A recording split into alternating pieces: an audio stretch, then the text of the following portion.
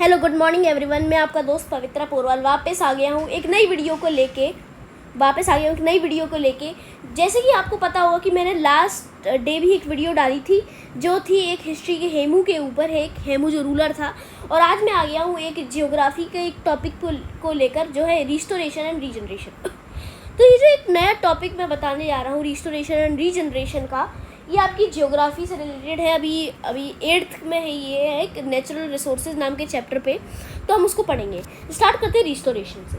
अब देखो बेटा, रिस्टोरेशन एक ऐसा प्रोसेस है जहाँ मतलब किसी को चोट लग गई हो, किसी को कुछ डैमेज हो गया हो, तो वापस वो हील करके अपने ओरिजिनल जो हेल्दी स्टेट होता है उसमें आ जाता है। जैसे कि मान लो हमें कोई बीमारी है, हम धीमे धीमे उसमें हील करते हैं, हमारी तबीयत सही होने लगती है, तो हम अपने हेल्दी स्टेट में आ जाते हैं।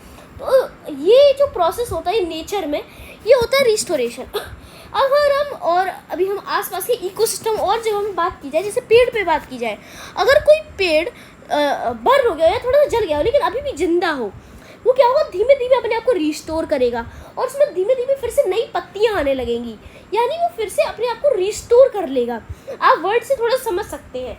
तो इसकी डेफिनेशन यहाँ लिखी है, it is the process of returning something to its original healthy state if it has been degraded और डैमेज्ड। इसका मतलब ये है कि किसी चीज़ को, किसी समथिंग यानी कोई ऑब्जेक्ट है, उसको हम वापस अपने हेल्दी स्टेट में ले आए जब वो कोई डैमेज हो गया हो या डिग्रेडेड हो गया हो।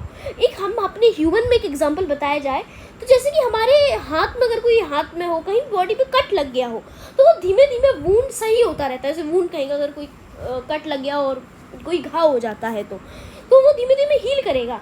ये एक एग्जांपल है रिस्टोरेशन का। और जैसे कि बताया, हम अपने ह्यूमन का एग्जांपल ले रहे हैं, और जो रिस्टोरेशन एंड रीजनरेशन है ये नेचर में है और हम भी नेचर का पार्ट है। जहाँ तक कि मैं आपको एक बात बता दूँ, अब हम अगले टॉपिक पे आते हैं जो है रीजनरेशन। अभी रीजनरेशन क्या है, ये एक नेचर की एबिलिटी है। ये हमारा जो नेचर है, इकोसिस्टम, ये उसकी एक एबिलिटी है नई चीज़ों को बनाने की और जीने की, यानी लिव करने की, यानी लाइफ के लिए कंडीशंस बनाने के लिए। यानी इसकी डेफिनेशन क्या लिखी है, it is nature's ability to create new things and condition for thriving.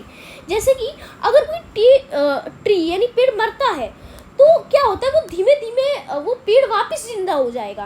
कैसे हो जाएगा, एक नेचर साइकिल की वजह से। यानी नेचर की खुद की एक साइकिल है। मान लो कोई ऑर्गेनिज्म है, यानी ट्री भी एक ऑर्गेनिज्म है जो जिंदा रह सकता है।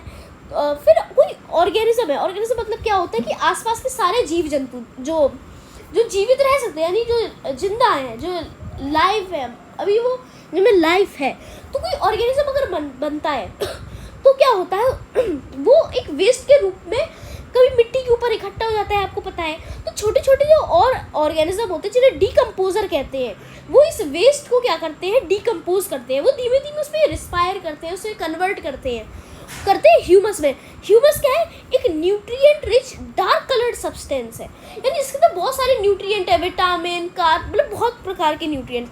अभी क्या होता है, जो न्यूट्रिएंट रिच सब्सटेंसेस होते हैं वो सॉइल के अंदर खुद मिक्स हो जाते हैं।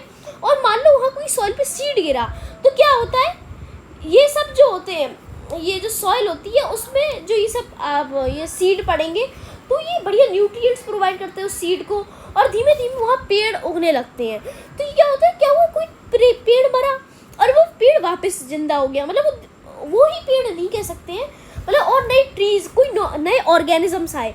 तो ये जो प्रोसेस था इसे कहते हैं रीजनरेशन। तो हमने अभी 2 प्रोसेस पढ़े, रिस्टोरेशन और रीजनरेशन। अब दोनों में क्या कन्फ्यूजन्स भी होती थी कि कौन कैसा है, कौन दोनों को कुछ लोग एक समझते थे। अब आपको पता चल गया होगा, यानी रीजनरेशन को अगर हम शॉर्ट फॉर्म में बोले, वो सब कुछ नई लाइफ बनाने के लिए होता है, और रिस्टोरेशन लाइफ के डैमेज्ड पार्ट को हील करने के लिए होता है। तो ये था आज का topic. Thank you and have a great day ahead. और मैं ये भी चाहता हूँ कि आप मेरी ऐसी वीडियोस देखते रहें, सब्सक्राइब करिएगा, लाइक करिएगा, और मैं ऐसे आपके लिए नए टॉपिक्स लेता रहूँगा और मैं ये भी लाता रहूँगा। और मैं ये भी चाहता हूँ कि मैं रोज़ एक वीडियो डालूँ, आप लोगों को दिखाऊँ, तो आप प्लीज़ सपोर्ट करिएगा। Thank you and very very very good day. Bye.